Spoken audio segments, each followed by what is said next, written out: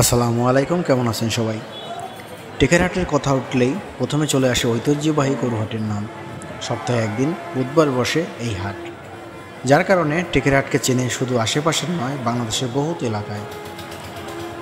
দক্ষিণবঙ্গের সিংহদ্বার বলা হয় এই স্থানকে, কারণ দক্ষিণবঙ্গে যেতে হলে অবশ্যই যেতে হবে টেকেরহাটের উপর দিয়েই।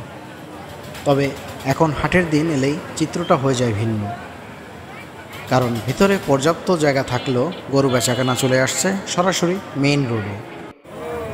আর গরু বোঝাই পিকআপগুলো বেপরোয়া ভঙ্গিতে দাঁড় করানো হয় একদম রাস্তার ঠিক মাঝখানে, ফলে সৃষ্টি হয় তীব্র যানজট।